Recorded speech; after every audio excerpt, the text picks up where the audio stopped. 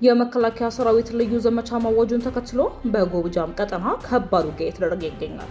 ዝርዝር መረጃውን እናካፍላችኋለን። የመቀሌ ራስ አሉላ አባ ነጋ አየር ማረፊያ በወረፋ መጨናነቁም እየተሰማ ይገኛል።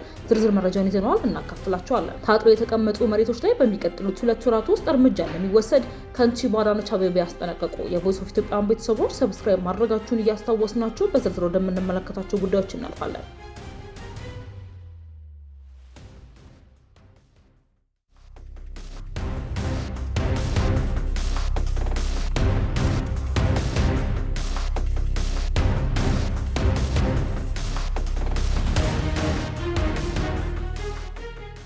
በመከላከያ ሰራዊት ልዩ ዘመቻ ማወጁን ተከትሎ በጎጃም ቀጠና ከባድ ውጊያ እየተደረገ ነው። መከላከያ ከፈረስ ቤት ደገዳሞት እስከ ጮቄ ተራሮች ድረስ የፋኖ ታጣቂዎች ላይ ጥቃት የከፈተ ሲሆን በአካባቢው ያለውን የፋኖ ኃይል ክራቀኝ ቀብቤ ደመሰስኩት ሲልም አሳውቋል።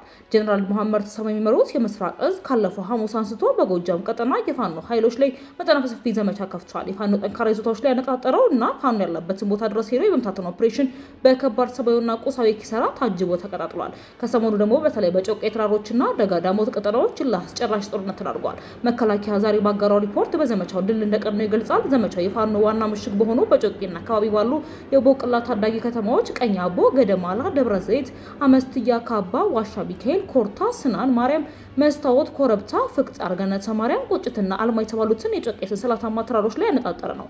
በእነዚህ አካባቢዎች ጽንፈኛ ቡድኑ በገባበት ገብቶ አሳድቦ በመምታት በደል የታጀበ ኦፕሬሽን እየተደረገ ነው ማለትም አሳውቋል። የዘመቻው ዓላማ የፋኖ መረብ በመበጠስ የህዝብ ደህንነት ማስከበር እንደሆነም ገልጾ ድል እንደቀናው አክሏል። መግለጫው እንዲህ ይላል። በሁሉም አቅጣጫ የተቀጠቀጠና ከፍተኛ ኪሳራ ሊያስተናግድ የሚገኘው ጽንፈኛ ቡድን በጮቄ አካባቢዎች ሲመታ ለማምለጥ ያደረገው ሙከራ ሳይሳካለት ቀርቶ በሰራዊቱ ፈጣንና መብረቃዊ ምት ሙሉ በሙሉ ተደምስሷል።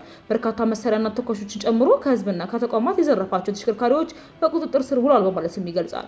መግለጫው የሚቀጥልና በአጎራባች ክልሎች ጋር ትስስር በመፍጠር ጠላት በየትኛውም አቅጣጫ ሾልኮ እንዳይወጣ ግራና ቀኝ በመክበብ ተዋጊውንና ሎጂስቲክሳዊ አቅሙ ሙሉ በሙሉ ያጣበት ኦፕሬሽን ነው ብሏል። በሌላ መረጃችን በመቀሌ ክልል በቅርብ ጊዜ ወዲህ የተካሄደ ካለው የግዳጅ ወታደራዊ ምልመላ ለማምለጥ በርካታ ወጣቶች በየብስ መንገድ ለመውጣት ቢሞክሩ በኬላዎች ላይ በተጣለው ጥብቅ ቁጥጥር ምክንያት መውጣት አልቻሉም። ይህን ተከትሎ የአየር ትራንስፖርት ፍላጎት በከፍተኛ ሁኔታ በመጨመሩ የመንገድ አማራጮች የተዘጋባቸው በርካታ ወጣቶችና መንገደኞች ወደ አየር መንገድ አቅንተዋል።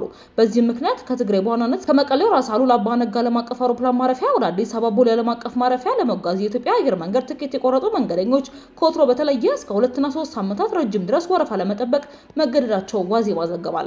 በዚህ ምክንያት የመቀሌ ራስ አሉላ አባ ነጋ አየር ማረፊያ በወረፋ መጨናነቁም እየተሰማ ይገኛል። የቮይስ ኦፍ ኢትዮጵያ ቤተሰቦች ዳግም ሰብስክራይብ ማድረጋችሁን እያስታወስናችሁ ሌላ ጉዳያችን እናልፋለን።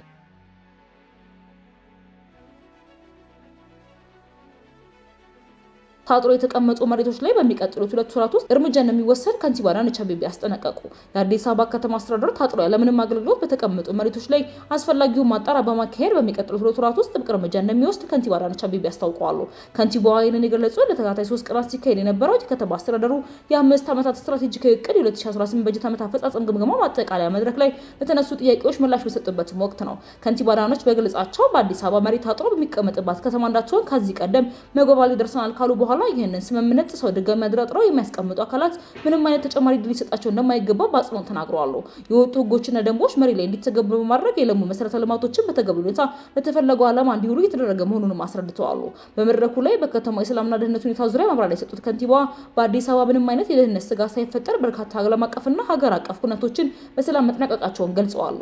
ይህ የህዝብን ሰላም የማስከበር ስራ ማህበረሰብ አቀፍ በሆነ መንገድ መከናወኑ ትልቅ እድገት የታየበት በመሆኑ ተጠናክሮ መቀጠል እንዳለበትም አመላክተዋል። በሌላ በኩል የከተማዋን የገቢ አሰባሰብ ስራ ለማዘመን የተከናወኑ ስራዎች ውጤታማ መሆናቸውን ከንቲባዋ ጠቅሰዋል። የአፍሪካ ኢኮኖሚ ኮሚሽን ባጠናው ጥናት መሰረት በአፍሪካ መልካም አሰራር አላቸው ከተባሉ 6 ከተሞች መካከል የአዲስ አበባ ገቢዎች ቢሮ በአሰራር ደረጃ አንደኛ መውጣቱንና ሌሎች ሀገራት ጭምር ልምድ የሚያካፍልበት ደረጃ ላይ መድረሱን ይፋ አድርገዋል። ከንቲባ አዳነች አቤቤ ያክለውም ከዚህ ቀደም በጤናው ዘርፍ በርካታ ወቀሳዎች ይቀርቡ እንደነበር አስታውሰው አሁን ላይ ግን የሕክምና ባለሙያዎች የሚያሳዩት የሙያ ስነ ምግባርና ሰብአዊነት በከፍተኛ ሁኔታ መሻሻሉን ገልጸዋል። ባለፉት 5 ዓመታት የተከናወኑ የጤና አገልግሎትና የመሰረተ ልማት ማከፋፈያዎች ስራዎች ከዚህ ቀደም ከተሰሩት ጋር ሲነጻጸር በእጥፍ እንደሚበልጥና ይህም በሳይንሳዊ ትንተና ባደገ ቁጥር በሕክምና መሳሪያዎች አቅርቦትና በተቋማቱ ይዘት የተረጋገጠ መሆኑን በማጠቃለያው መድረክ ላይም አስረድተዋል። በዚህም ምክንያት ታጥሮ የተቀመጡ መሬቶች ላይ በሚቀጥሉት 2 ወራት ውስጥ እርምጃ እንደሚወሰድም ከንቲባዋ ተናግራለች። በገለጻቸው አዲስ አበባ መሬት ታጥሮ የሚቀመጥባት ከተማ እንዳትሆንም ከዚህ ቀደም መግባባት ደርሰናል ካሉ በኋላ ይህንን ስምምነት ጥሰው ድጋሚ አጥራጥረው የሚያስቀምጡ አካላትም ምንም አይነት ተጨማሪ ድል ሊሰጣቸው እንደማይገባና በ2 ወራት ውስጥም መሬቶቻቸው እንደሚወረሱ ማስጠንቀቀዋል።